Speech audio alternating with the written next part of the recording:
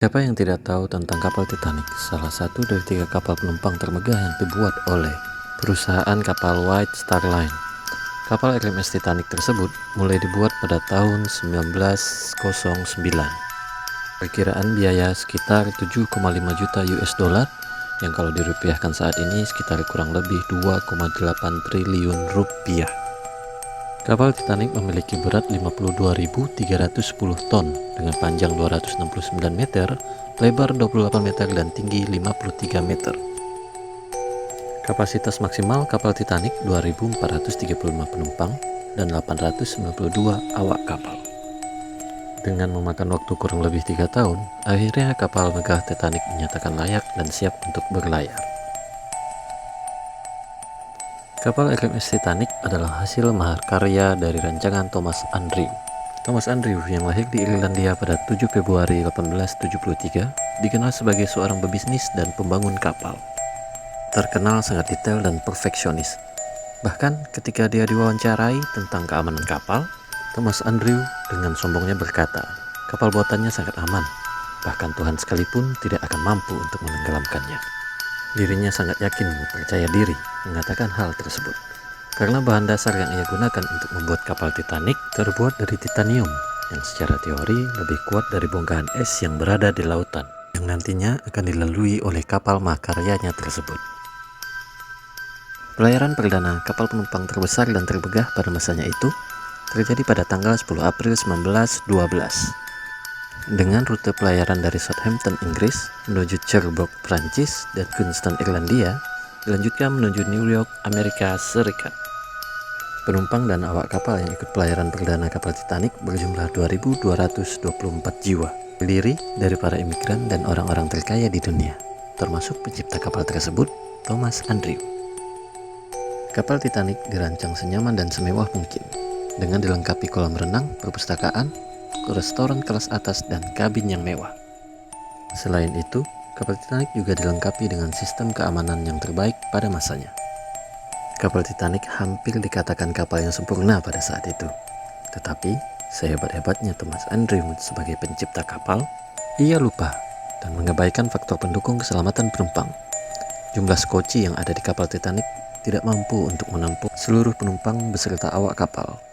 Skoci yang ada hanya mampu menampung 1.178 penumpang, yang artinya hanya sepertiga dari total penumpang beserta awak kapal yang berada di dalam kapal Titanic. Kapal Titanic seharusnya memiliki 32 skoci, tetapi yang dibawa saat pelayaran perdananya hanya sejumlah 16 skoci saja. Hal itu dikarenakan pemilik perusahaan dan pencipta kapal Titanic meyakini bahwa kapal tersebut aman. Dan memang pada saat itu, undang-undang atau regulasi keamanan dan keselamatan kapal bisa terbilang kuno. Jadi, perusahaan pemilik dan pencipta kapal juga tidak melanggar aturan pada saat itu. Pada tanggal 15 April 1912, tragedi yang menjadi sejarah kelam umat manusia terjadi di Samudra Atlantik. Kapal termegah dan termewah hasil mahakarya Thomas Andrew tenggelam setelah menabrak bongkahan es besar di tengah lautan Samudra Atlantik. Peristiwa ini seolah menjadi jawaban Tuhan atas pernyataan dari Thomas Andrew yang seakan-akan menantang kuasa Tuhan. Dirinya menyatakan bahwa Titanic adalah kapal yang tidak akan tenggelam, bahkan Tuhan tidak sanggup menenggelamkannya. Dengan tenggelamnya kapal Titanic menjadikannya sebagai bencana maritim paling mematikan sepanjang sejarah. Dari 2.224 orang yang menjadi penumpang, 1.514 orang dinyatakan meninggal, termasuk Thomas Andrew, dan hanya 710 orang yang berhasil selamat. Untuk mengenang tragedi bersejarah tersebut, pada tahun 1997, James Cameron selaku produser dan sutradara merilis film ikonik berjudul Titanic. Selain itu, di negara Irlandia membuat museum berbentuk kapal Titanic yang bernama Titanic Belfast. Butuh waktu 73 tahun setelah kejadian, barulah bangkai kapal Titanic ditemukan. Tepatnya pada tahun 1985, Robert Ballard yang merupakan arkeolog bawah laut menemukan bangkai kapal Titanic berada pada kedalaman 3.800 meter dengan kondisi terbelah dua. Terdapat beberapa teori konspirasi dan misteri yang masih belum terpecahkan terkait tenggelamnya kapal Titanic. Teori yang pertama adalah kecelakaan kapal Titanic memang diniatkan untuk terjadi alias disengaja. Hal ini karena terdapat 3 penumpang yang berpengaruh pada saat itu, yaitu John Jacob Astor IV, Benjamin Guggenheim, dan Isadore Strauss. Ketiganya pada saat itu menentang pendirian Bank Sentral Amerika Serikat atau Federal Reserve Bank.